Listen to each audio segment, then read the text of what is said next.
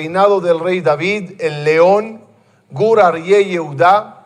Lamentablemente, aunque el rey David era un rey con los ojos en el cielo, los descendientes, y comenzando con su hijo Shelomo, causaron que el pueblo se llene de estatuas y de ídolos. Que esta comenzó, ¿dónde? ¿Cuándo comenzó la idolatría?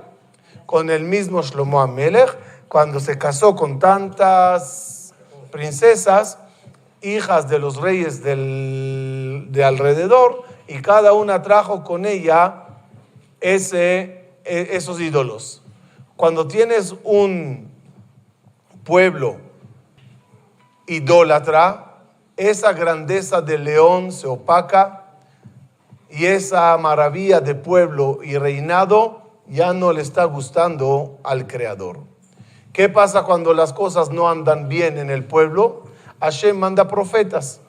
Por ejemplo, manda al profeta Irmiyá y muchos más, donde vienen ellos y empiezan a advertir: las cosas están mal. Si tú estarías en una época que un profeta habla, ¿le escucharías? ¿Sí o no? Es un error. Es un error pensar que sí. Porque el profeta es grande cuando ya terminó todo. Pero durante su vida, ¿quién es un profeta? Un loco que anda hablando en las calles. Nadie sabe que es un profeta. Es decir, es un religioso con barba, estudia Torah, es un tzadik, todo lo que quieras. Pero como él, hay mucha gente con barba y tzadikim y que rezan y que todo anda bien. Pero de él empieza a gritar y decir: vienen desgracias, va a pasar y va a pasar.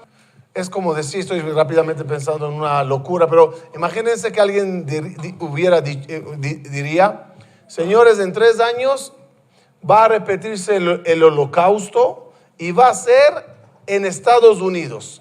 ¿Qué dirías? Está loco. Es decir, no puede ser, por lo que vivimos, por lo que el mundo es, cómo están las situaciones, son nuestros amigos, etcétera, etcétera, etcétera. Los profetas, cuando profetizaban, eran más o menos de esa magnitud sus noticias. Cosas no normales. Cuando el profeta se convirtió en el gran profeta, cuando lamentablemente ya pasó todo y se vio que tenía razón, entonces ya sabemos que era profeta y ya hay libros del profeta. Pero en un momento que está diciendo las cosas, pues se le trata de loco. Ni hablar cuando dice las cosas en contra de ti, señor rey, del gobierno, de los poderosos. Los poderosos, ¿cómo ven al loco que está gritando contra ellos? Como traidor, como incitador a una rebelión, etcétera, etcétera. Por lo tanto, aunque Dios nos mandaba profetas, no era fácil escuchar sus advertencias. Y el peor de los casos, ¿cuál es? Como dice el Shlomo HaMelech: Kol darche ish zach be'enav. Todos creen que lo que están haciendo es maravilloso, correcto y no hay gravedad. Por lo tanto, vamos a hacer rápidamente un resumen de todo lo que causó a Dios tomar la decisión: mi casa ya no es mi casa, mi templo ya no me interesa, mi pueblo ya estoy harto de todos ellos.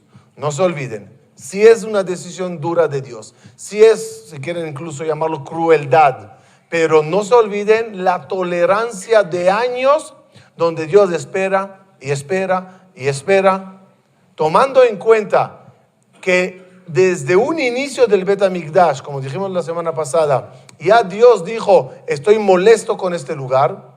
Y el mismo rey que construye el Bet HaMikdash, Shlomo, su palacio está lleno de idolatría. Ya Akadosh Baruj Hu aguanta demasiado, 410 años, generación tras generación, Dios esperando que las cosas mejoren. Y sin embargo, en vez de mejorar, van empeorando. Vamos a hacer rápidamente un resumen de la historia pre-destrucción. Desde un inicio, cuando empieza el reinado de Yehudá, Empiezan los reyes a pasar uno de otro. El rey Yoshiao, uno de los últimos reyes, fallece en una batalla. Y el rey Jehoiakim, una persona muy mala, muy violenta y muy corrupta, toma el poder. El rey Jehoiakim, él construye un palacio lujoso en Jerusalén y empieza a hacer barbaridades en él. El profeta Jeremías llega y se para delante del palacio con toda la fuerza y la santidad divina que posee, y empieza a gritar en el versículo diciendo: ay de ustedes los que construyeron su casa sin justicia y haciendo maldades uno al otro. Hay en vuestras manos muchos asesinatos de gente inocente. El profeta Jeremías, por reclamar al rey, es arrestado y puesto en prisión. Increíble, hoy en día se descubrió en Jerusalén este palacio, el palacio de los millonarios que corrompieron la caja del pueblo de Israel. Se llamaba Kiryat Shilton. En ese lugar empiezan a descubrir el lujo que hacían ciertos reyes a pesar del pueblo pobre que tenían alrededor. El rey de Babilonia, Nebuchadnezzar, empieza a conquistar ciudades en el mundo. Y él llega y está incluso en Israel conquistando ciertos lugares. Llega a Jerusalén y allá, cuando está alrededor de Jerusalén, acampa enfrente de las murallas, y el profeta desde su calabozo grita como profecía: ríndanse ante Nebuchadnezzar, no se metan con él. Él llama al escritor del rey y le dice: yo estoy aquí en la cárcel y no puedo venir a casa de Dios a rezar y a escribir mis palabras y a dar mis profecías.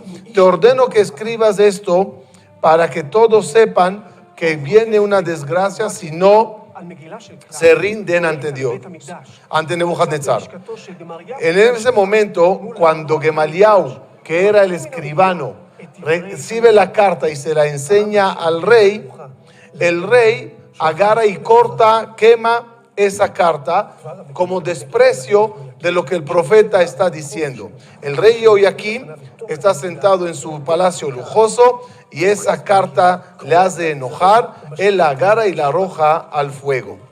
Es muy interesante el nombre del escribano que llevó el mensaje del profeta Jeremías al rey Jehoiakim. ¿Por qué es importante el nombre de Gemaliao ben Shaphan? Porque después de muchos años, cuando se dieron cuenta que lo que dijo el profeta fue verdad, y la ciudad se quemó y se destruyó, y por completo terminó toda esta historia, 2600 años después, escarbando los arqueólogos entre la ceniza de todo el lugar que fue destruido, encontraron sellos de las personas, bullets, de sellar. Y este señor, Gemaliao ben Shaphan, que aparece en la Torá como el escribano del rey, encontraron en ese lugar su propio sello con su nombre, como diciendo: tú hablas de un Baruch ben Neria en la Torá, ahí está su bullet, ahí está su sello. Hablas de Gemaliao ben Shaphan, ahí está su sello. Es increíble encontrar hoy, 2600 años, sellos con los nombres de los escribanos que la Torá dice que fueron protagonistas en ese entonces. Lamentablemente, el rey de Judá no hace caso. Nebuchadnezzar pues llega a Jerusalén y él la conquista, no antes de sitiarla, como ya sabemos la historia, pero en vez de destruirla, él quita al rey Jehoiakim y pone al rey Tzidkiyahu, el último rey del pueblo de Israel. Este rey quiere otra vez salir en contra del rey de Babilonia. Se cree poderoso y quiere desafiar al rey de Babilonia. Sale el profeta y grita: pongan vuestros cuellos debajo del yugo de Babilonia.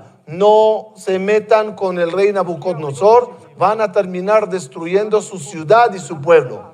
Pero lamentablemente no se hizo caso. Y ese 10 de Tevet, el día del ayuno, llega Nebuchadnezzar y hace un sitio, sitea la ciudad de Jerusalén, como ya sabemos.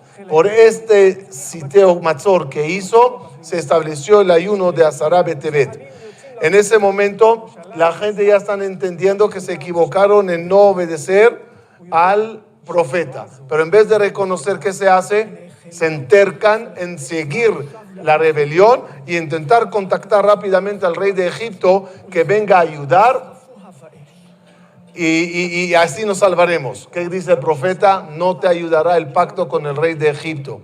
Esta ciudad, por vuestra terquedad, ya quedó condenada a la destrucción. El rey Nebuchadnezzar llega y acampa pues alrededores de Jerusalén, y el profeta que estaba en esta cárcel, ¿lo ven? Se encontró el depósito, el calabozo, donde se tiraban a los prisioneros.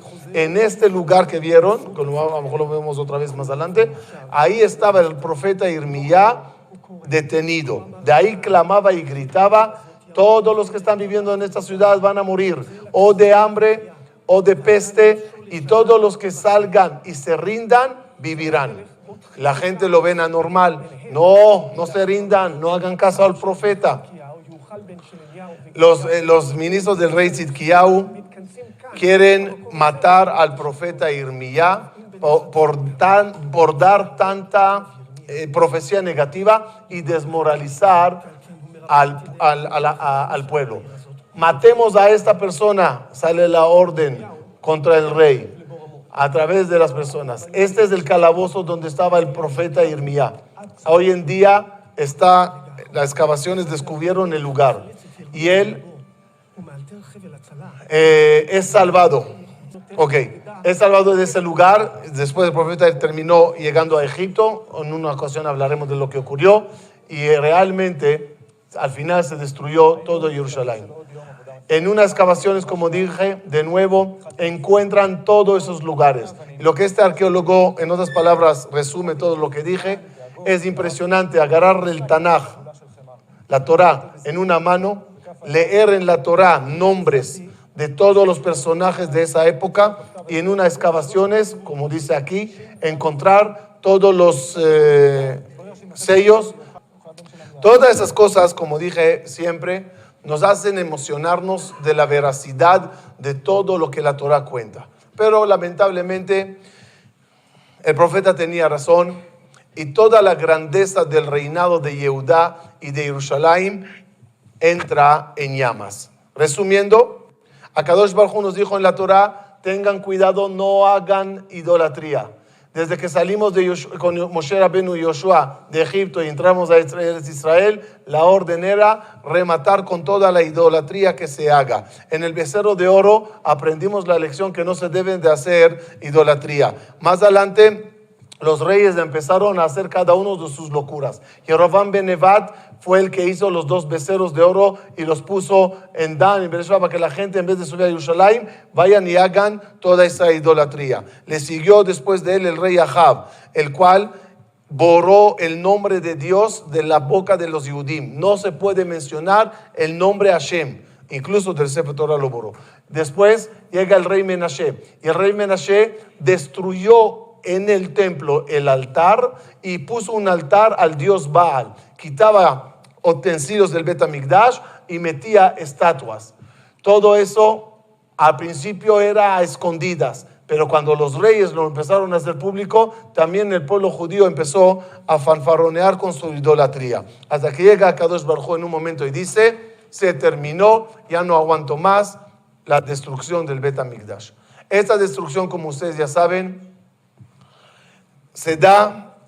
esta destrucción se da cuando la muralla se rompe. Lo primero era sitiar y después es romper la muralla. Cuando se rompe la muralla, se pierde la protección. Un detalle importante cuando hablamos de la persona misma, o de una vez a lo mejor lo decimos. Cuando tienes algo sagrado detrás de murallas, la muralla te protege para que no se te pierda lo sagrado. En la vida humana es lo mismo. Las personas tienen que tener una muralla a su persona. ¿Qué es muralla? Díganme ejemplo de muralla. Aunque no lo crean, la Gemara dice, el que no está casado no tiene muralla. Una forma de decir, es una protección. La pareja, la familia, es una forma de proteger a la persona. La Torah, hay muchas mitzvot que son protección para que uno no caiga. El Yetzer Hara, el trabajo del Yetzer Hara, ¿cuál es? Romperte la muralla. Y cuando se caen las murallas, empieza la persona a dejar que entren en su ciudad ideas. Les daré un ejemplo. Un ejemplo de muralla cultural. Ejemplo de muralla cultural. Hay personas o libros o películas o documentales o conceptos que no leo, no veo, no quiero dañar mis conocimientos. Déjalo que entre y batalla contra eso. No, a veces hay que reconocer que hay información que no es bueno que la sepas. No porque es verdad, sino porque te confunde. ¿Qué pasa cuando rompes esa muralla y solo lees un poco, solo ves un poquito, solo te interesa un poquito? Ya se hizo un hoyo en la muralla. El hoyo es cuestión de tiempo. Adán, es cuestión de tiempo. ¿Cuánto tiempo tardará hasta que se destruya? Un detalle más. Cuando hablamos de la destrucción del Bet HaMikdash, y es algo que lamentamos, es importante que sepas que más que lamentar la destrucción de aquella casa, uno debe todos los días analizar y orar o preocupar de su Bet Mikdash, de su propia casa. El Bet HaMikdash de uno, el Shalom Bait de uno, es el Bet Mikdash más importante. Y para Kadosh Baruj Hu, como dije en varias ocasiones, tu casa es su Bet Mikdash. Y la mesa de Shabbat maravillosa que festejas una vez a la semana es el Bet HaMikdash de Kadosh Baruj Hu, donde el candelabro es las velitas de Shabbat que prendes. Y la jalá es la mesa con los panes. Y la carne, pues el Mizbeach, la mesa es del Mizbeach. Y toda la familia con sus cánticos de Shabbat son los levitas. Y todo sentados uno frente a otro como querubines. La educación de los hijos, la relación entre padre e hijos, el amor y el cariño entre uno y otro, no hacer diferencia entre los hijos, amar a todos por igual. Son los querubines de tu casa. Si Hashem no tiene hogar y no tiene Bet Mikdash, tu hogar es su casa. Pero si tu muralla está rota, ya de nada sirve todo lo que hagas. Por lo tanto, lamentablemente empieza la destrucción del Bet HaMikdash.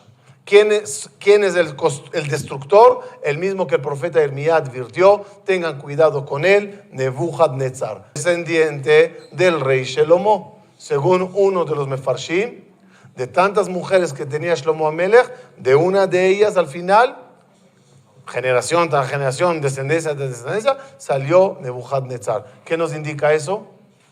Que de nada sirve que construyas cosas en tu vida si mientras las construyes, de otro lado, ya preparas sus propias destrucciones.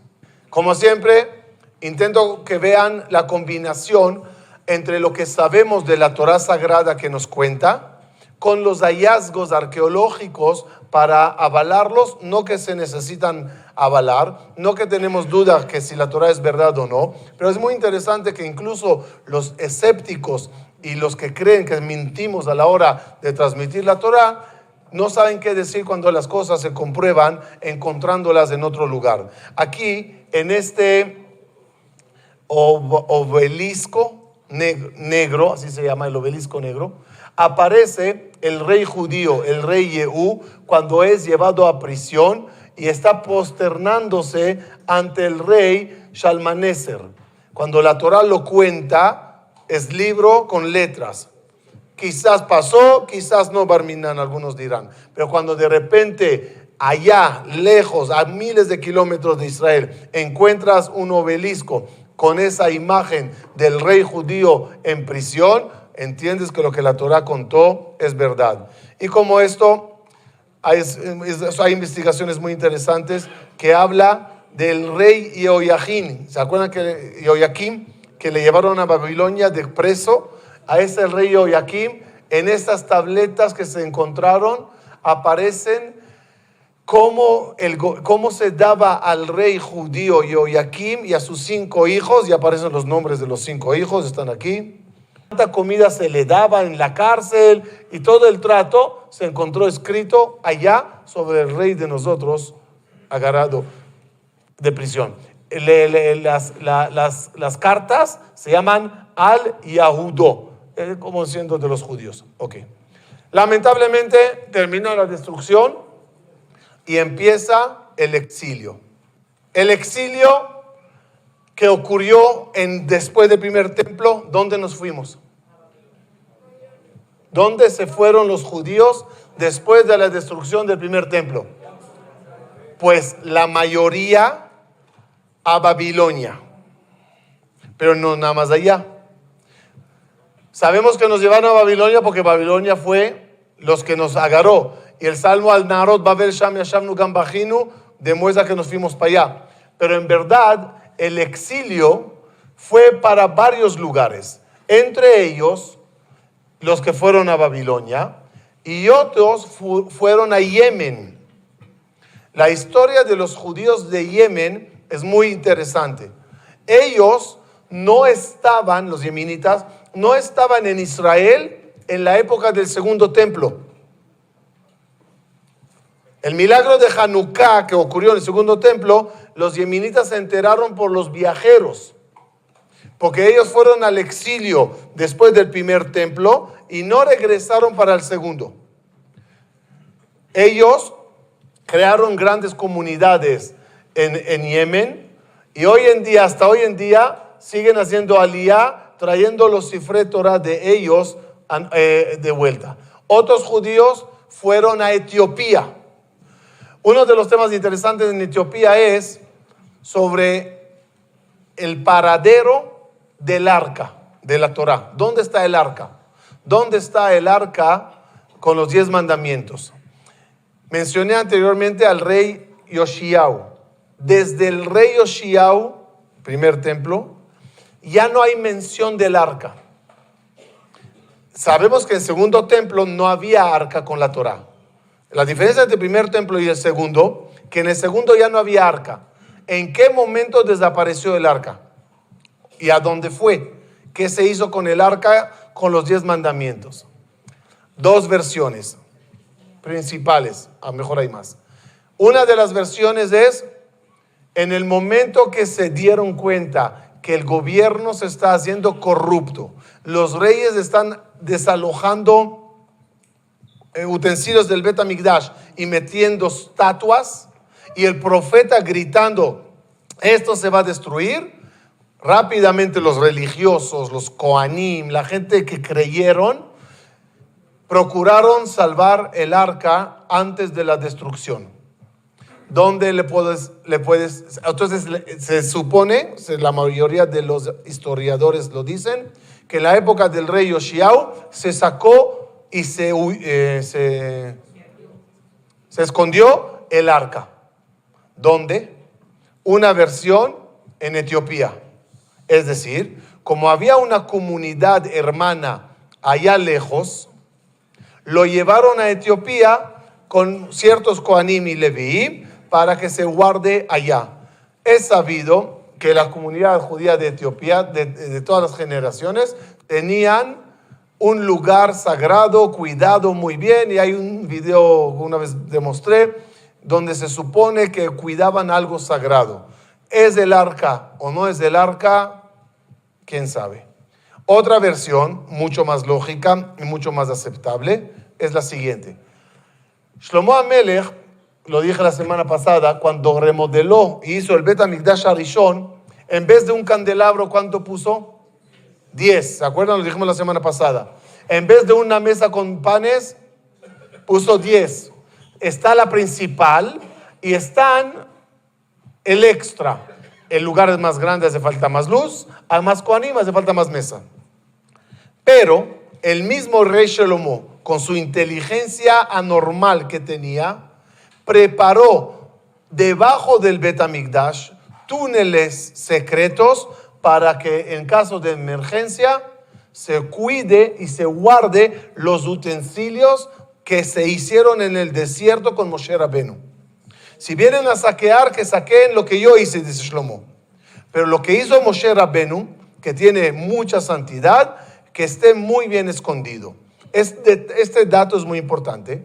¿Por qué? Porque cuando hablamos del candelabro, y está en el arco de Tito, en Roma, entonces, ¿dónde está? En el Vaticano, ¿no? Que en el Vaticano, si es que está el arca, como dice el arco, no es esta. Es decir, no es esta.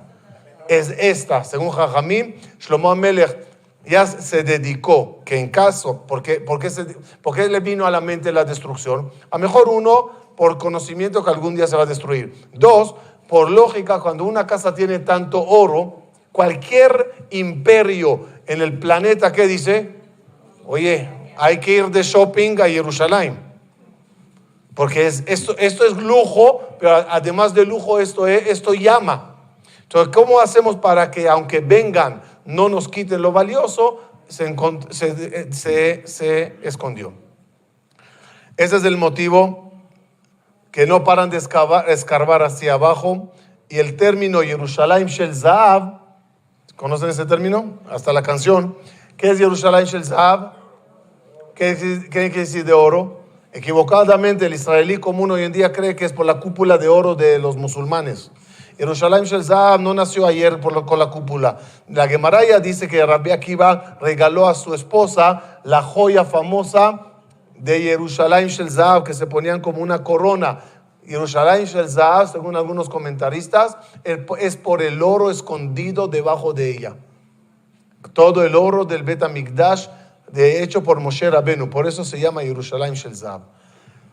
Pero, siguiendo o regresando al tema, los judíos empezaron a expandirse en el mundo y donde iban no paraban de recordar Jerusalén, Jerusalén, Jerusalén. ¿Por cuánto tiempo salimos al exilio? Dicen los profetas, tanto Daniel como Yehezkel, el profeta Daniel y el profeta Yehezkel, dos profetas que nos acompañaron en la época del exilio. Entre el primer templo y segundo templo, estamos en el exilio con dos profetas. ¿Qué dicen los dos profetas? 70 años durará el exilio y después regresaremos a la tierra de Israel. Está bien, 70 años son 70 años. Y si llegaste a un país y sabes que vas a vivir en 70 años, ¿qué haces? Te instalas. Cuando llegamos, a lo mejor lloramos en el camino, pero cuando ya llegaste y viste el lujo y el buen recibimiento, queramos o no, como humanos, ¿qué nos pasa? Pues te gusta, te acostumbras y te acoplas. ¿Y acoplarse qué significa? Acoplarse es aprender el idioma, mezclarse, vestirse igual, pues hablar igual, vivir como todos. Y es lo que nos pasó llegando a Babilonia. Eso se llama asimilación. Una asimilación diferente a la que hubo en Israel predestrucción. Predestrucción, trajimos la diáspora a Israel. Trajimos los ídolos de los goyim a casa. Aquí nos fuimos nosotros a sus casas. ¿Por qué? Porque Dios te dijo, en vez que tú me traigas el mundo a mi casa, vete tú al mundo. ¿Tanto te gusta la idolatría? Pues vete a ese pueblo. ¿Tanto admiras al goy? Pues ven a vivir allá. Y lamentablemente el lujo de Babilonia nos atrajo y es un dato muy importante de saber, porque cuando hablemos del regreso, ahora vamos a empezar a entender por qué la gente no regresaban. Suena como, wow, segundo templo, nos vamos. Pues no querían regresar. Y no querían regresar por la simple razón que estaban muy cómodos en Babilonia. Sí, habían jajamim y habían tzadikim sentados todos de Tisha B'Av y recordando la destrucción del Bet HaMikdash y lamentándola y deseando cada vez regresar a Jerusalén, pero la mayoría no estaban allá. Y de nuevo, el profeta. Esta es la tumba real del profeta Daniel, hoy en día en Irán. En mi nuevo libro, vamos a hablar de eso también. El profeta Daniel es el profeta que está en el exilio, como dije. Además de, esta es la tumba de Daniel por adentro. Esta es hace años. Este es el profeta Nahum, su tumba. Este es el profeta Yehezkel. Esta es la tumba del profeta Yehezkel hasta hoy en día. Esta es la tumba de Yehezkel también de otro lado. Esta es la tumba de Esther y Mordejai en Irán. Esther y Mordejai en Irán. Esta es por afuera la tumba de Esther y Mordejai. Lo que quiero decirles es que los profetas de nuevo, como Irmía, hacen su labor. ¿Y cuál es? Decir, gritar, animar, pero no siempre los oídos están abiertos a escucharles. Cuando la asimilación se empieza a notar,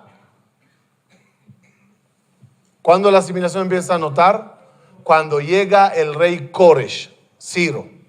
Y el rey Koresh, que esta es su tumba del rey Koresh, el rey Koresh, dice la Torá, saca un permiso y dice a los judíos, regresen a su país y construyan su templo de nuevo.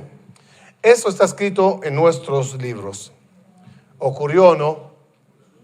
Sí, de verdad, un rey de repente dice, llévate todo tu oro, llévate tus cosas, a mí no los necesito. Suena a cuento chino, ¿verdad? Sí, hasta que se encontró esta piedra con todos estos jeroglíficos, se llama Atzaharat Koresh, en español sería la declaración de Koresh, donde aquí está escrito claramente que Koresh, no nada más a nosotros, dio a todos sus súbditos el derecho de regresar a sus religiones y servir a sus dioses con templos lujosos. Lo jochma de Koresh, ¿cuál era? Yo no quiero súbditos amargados. Yo le doy a mi súbdito libertad de culto y le pido a cambio, respétame. Por lo tanto, si la Torah dijo, y tienen alguien duda que si es verdad o no, el Atzarat Kodesh, este cilindro de Koresh, entren a investigar sobre él, habla sobre el permiso del rey Koresh. ¿Cuánta gente aprovecharon? Según los historiadores, 50,000 nada más. De todos los judíos en el mundo, solo 50,000 suben a través de Atzarat Koresh a Israel. Aquí entra a la película otro líder judío que se llama, de una vez, Zerubabel ben Shaltiel. Él, como líder del pueblo judío en ese entonces, grita a todos, vámonos a construir el Bet HaMikdash. Dice, se llevan las cosas de Koresh, no mucha gente les sigue. Ok, ¿a qué nos parecemos? A la paloma de Noah. ¿Regresó al arca o no? Cuando no encontró dónde aterrizar, regresó. Cuando encontró dónde aterrizar, ya no regresó. Somos la paloma de Noah. Cuando nos mandaron de la Teba, de Eretz Israel, si encontramos dónde aterrizar, ya no regresamos a Eretz Israel. Cuando no encontramos dónde aterrizar, ¿en qué está pensando la paloma? Willy, no hay dónde aterrizar, regresemos al arca. ¿Qué hizo Dios para que haya alía? Para el segundo templo. ¿Ah? No. Se va a hacer el segundo Bet HaMikdash, pero no hay clientes. ¿Qué se hace? Ahí llega Purim. ¿Cuándo ocurre Purim? Entre el primer templo y segundo. ¿Por qué ocurre Purim? Porque la gente no quiere subir. Más que darte los utensilios de regreso por el rey Koresh, más de darte libertad de subir y todo viene en bandeja de oro y no quieres, ¿qué se hace cuando no se quiere? Se obliga a que pase. Después de la destrucción, resumamos todo lo que pasó, después de la destrucción del templo a través del rey de Babilonia, salimos al exilio por 70 años. En este exilio, Nebuchadnezzar esconde todo el oro que fue saqueado. El rey Belshazzar, su hijo, lo hereda, y muy importante entender lo que pasó aquí. Se realiza una guerra entre Babilonia y Persia. Y Persia conquista o vence a Babilonia. ¿Cuándo ocurre todo esto? Ocurre cuando en una fiesta el rey Belshazzar saca los utensilios del Bet HaMikdash para usarlos y fanfarronear con lo que tiene del Bet HaMikdash. En ese momento, el rey Koresh, que va creciendo y haciéndose de poder, agarra y hace la guerra contra Babilonia. Es importante saber que el rey de Madai, que después se llamó Dariavesh, Darío I, toma el poder y los Yehudim emigran muchos a Persia y a Meda. Ok. Es importante saber que Daniel es el único consejero que va pasando de rey en rey, dando los consejos a Nebuchadnezzar, Belshazzar, a Reviel Merodach y al final a Dariavesh. Él dice al rey Belshazzar, cuando en una fiesta fanfarronea con los utensilios del Bet HaMikdash y de repente aparece en la pared un escrito que dice Mené, Mené, Tekel Uparsin, le dice el rey, Daniel al rey, hoy terminará el reinado de Babilonia y comenzará el de Persia.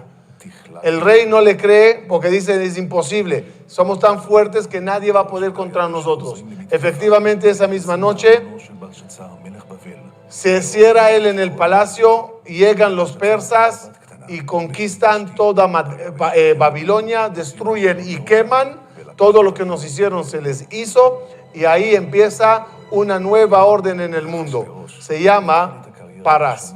Ahí Ahasverosh, como ya conocen, toma el poder y él, asesorado por su malvado consejero Amán, el rey Ahasverosh encontró todo el tesoro de Nebuchadnezzar, por eso se hizo millonario, y aunque era cuidador de caballos, lo logró. Y él, a través de su consejero Amán, decide matar a todos los Yehudim. ¿Qué pasa cuando de repente los judíos que tanto se asimilaron y que tanto seguros se sintieron en el país donde fueron, de repente se sienten amenazados con penas de muerte? Se piensa, la paloma, ¿en qué está pensando? Pues en el arca, a ver regresar, no hay de otra. Todo eso causa que Israel, a través de lo que pasó en Purim, se anime en hacer aliyá. Un dato nada más que les doy. Este es el palacio del rey Ahasverosh. Toda Megilat Esther ocurrió aquí. Este lugar se descubrió hace unos años, muy pocos años. Gracias a Dios, como les dije, estoy escribiendo en estos días el nuevo libro que va a salir para Purim. Y mucho de ello habla de todo lo que se encontró aquí que comprueba la veracidad de la Megilat Esther.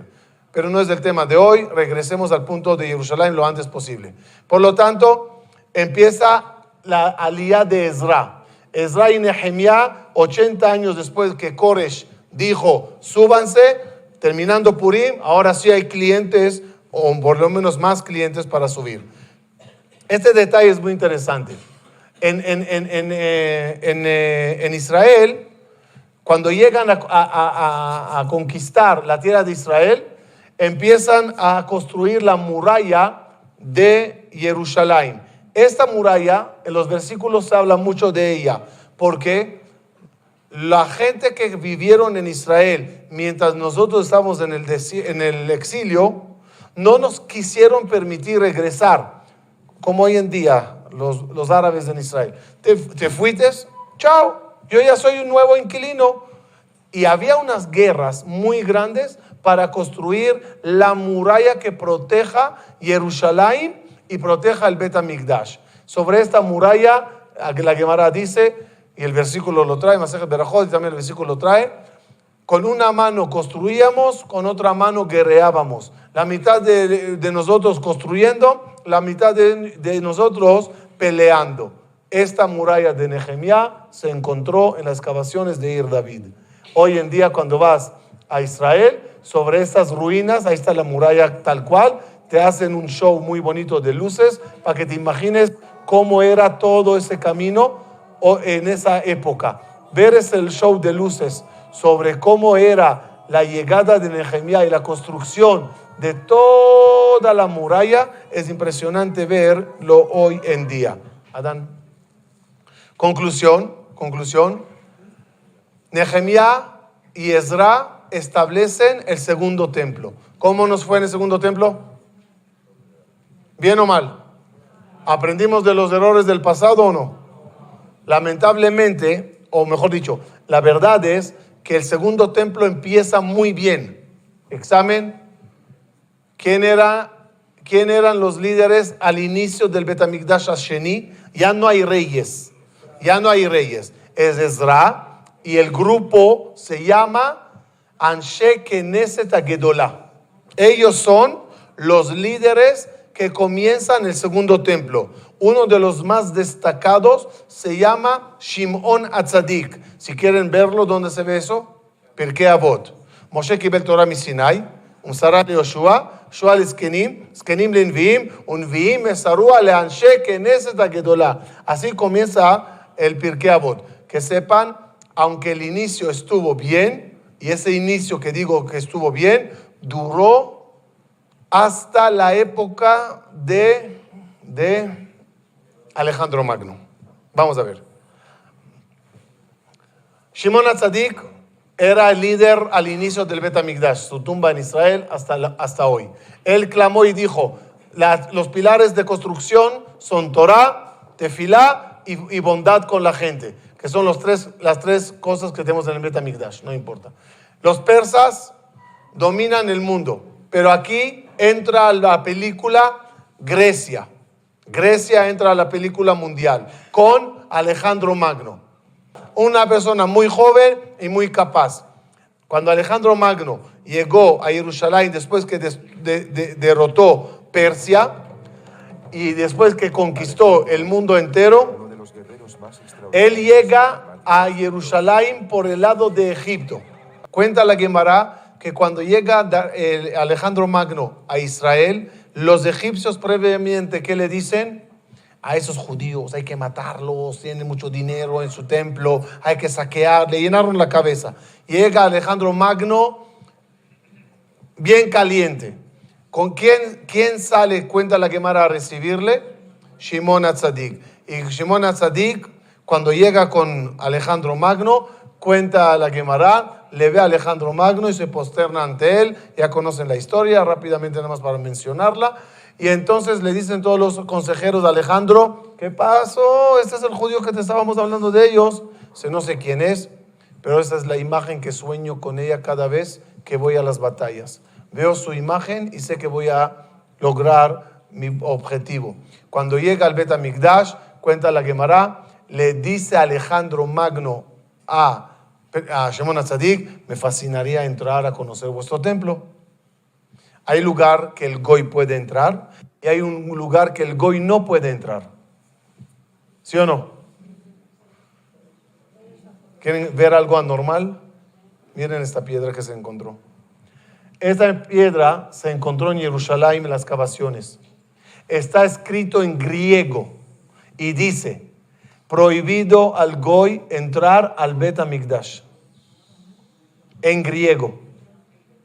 Increíble este hallazgo. Total, Alejandro Magno quiere pasar y Shimon HaTzadik está en un dilema. ¿Qué se hace? Le dice Shimon HaTzadik, mi querido, no puede pasar. Alejandro Magno no está acostumbrado que alguien le diga, no pasa. Que sí, que no. De repente pensó que nadie entra. Y de repente sale un Cohen así, pobre, humilde. Sí, él puede entrar y yo no. Sí, él puede entrar y usted no. Alejandro Magno entiende y dice, ¿sabe qué? Ya que no puedo entrar y este lugar es sagrado y de rezo, dono una estatua mía de oro para que la pongan adentro. ¿Qué dice Shimon HaTzadik? No. ¿Qué es lo que dice Alejandro Magno? Mire, señor rabino, a lo mejor usted no entendió. Yo lo dono. O sea, decir, regalo, gratis. No, me dijeron que a los judíos les fascina, gratis. No. Alejandro Magno le dice a Shimon HaTzadik, dichoso este pueblo que no se rinde ante nadie y respeta su templo y respeta a su Dios, de verdad, kol hakavod. Como regalo a Alejandro Magno, el Shimon HaTzadik ordena 2 versiones, una versión que todos los niños en Israel que nazcan ese año se llamen Alexander, y otra versión que todos los hijos de los Kohanim que nazca ese año se llamarán Alexander. De ahí entró el nombre Alexander al pueblo de Israel. Rápidamente para cerrar el punto de hoy, el segundo templo va funcionando bien, tiene 2 etapas. Cuando hablamos del segundo templo y de Hanukkah que ocurre ahorita, como ya van a ver, estamos hablando, no sé si esta es la imagen, pero algo así. Este era el segundo templo, no este. Es decir, el segundo templo tenía 2 etapas. El chiquito segundo templo, y al final de él, Herodes lo convierte en una cosa maravillosa. Sin que se destruya el segundo templo, este tuvo 2 capas, 2 etapas, ¿no? Para entender cómo se veía el lugar antes que Herodes lo tocó. En las excavaciones, me imagino que todos conocen estas imágenes del túneles de Kotel cuando vas.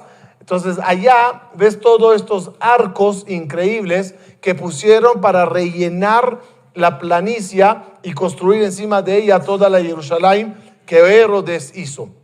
Esto en la época de Alejandro Magno, en la época de Shimon HaTzadik, no era lo que conocemos arriba, era mucho más chiquito todo eso.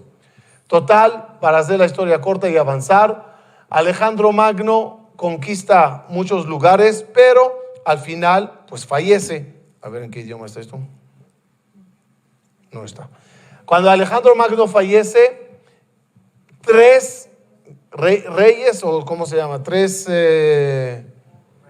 reinados toman su poder y se dividen en zonas. A Israel le toca con el rey Ptolomeo. No es Hanukkah todavía. Pre-Hanukkah, ellos dominan Israel. Israel está aquí. El rey Ptolomeo se emociona del Bet HaMikdash y pide a la gente de Anshe Knesset Gedolá que vengan a traducirle la Torah a griego. Aquí ocurre algo importante en la historia mundial. Es la primera vez que se traduce la Torah a otro idioma y hasta la fecha están los manuscritos de esa traducción que hicieron al rey Ptolomeo. ¿Quién entra aquí a la película? Antíochus. Es la moneda de Antíochus. Y él, a la muerte de Alejandro Magno, una nueva dinastía griega llamada los Seleucidas tomaron el control del Oriente Medio. El primero de los reyes seleucidas se contentó con permitir que la cultura griega transformara gradualmente a sus súbditos en griegos. Era Antíoco IV, pero sus súbditos le conocían como Antíoco el Loco. Es decir, Ptolomeo amaba la Torá. Uno de los primeros decretos de Antíoco, recogido en el libro de los Macabeos, exigía que todos sus súbditos sustituyeran sus tradiciones ancestrales por las griegas.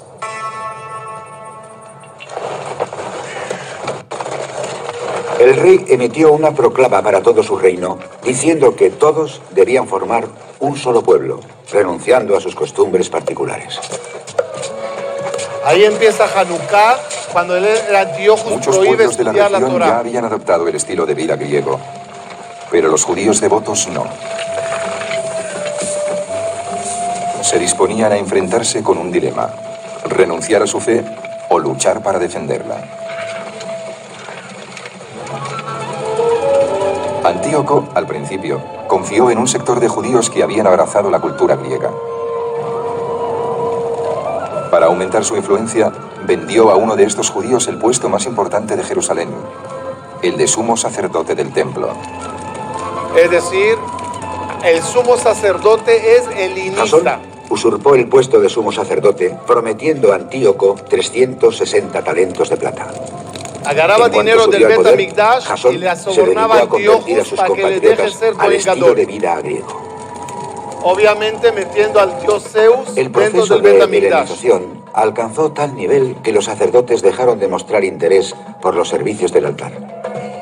Salían corriendo a tomar parte en los juegos en cuanto oían la señal. Había cosas de la cultura y la civilización griega que eran totalmente inaceptables para los judíos. Entre ellas, claro, el concepto religioso de una pluralidad de dioses. A nadie le entra en la cabeza que eso sea aceptable para los judíos. También algunos aspectos de comportamiento, por ejemplo, los gimnasios y los ejercicios desnudos. Pero el problema no era tanto la desnudez como la auténtica devoción que sentían por el cuerpo humano.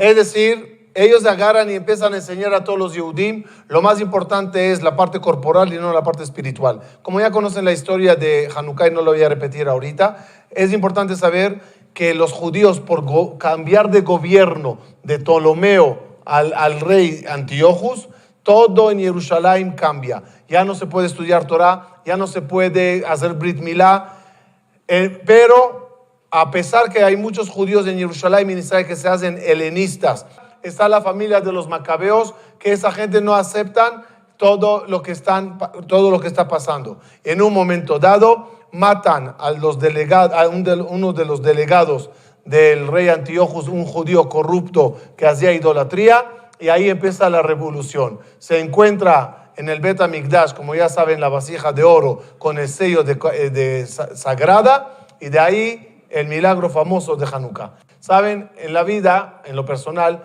a mí me fascinan los hallazgos arqueológicos y siempre me llaman la atención. Ya estoy muerto por escribir el segundo libro de arqueología. Pero una de las piezas es un sello que es de un Cohen Gadol y sus palabras es Tahor Lashem, sagrado para Dios. Con esto se sellaban las cosas sagradas. Otra vez, no sé si la vasija estaba sellada con este sello, pero cuando te dicen que estaba la vasija sellada con un sello ese es el tipo de sello cuando dice sagrado para Dios, Tahor Lashem, aquí está en hebreo. Esto es increíble encontrarlo. Cuando te cuentan la historia de Hanukkah, pues ya entiendes lo que ocurrió allá. Cierro el tema de hoy con el punto de Herodes. Herodes amerita que hablemos un poco de él la semana que entra. Este es el templo de Herodes. Herodes, después de Hanukkah, después de varias generaciones de Hanukkah, llega Herodes y remodela el Betamigdash. ¿Quién era Herodes? ¿Judío o no? ¿Judío o no? ¿Quién era Herodes? ¿Qué hizo Herodes? ¿Por qué hizo el Betamigdash si no era tan apegado? ¿Qué pasó allá? Se los dejo de tarea.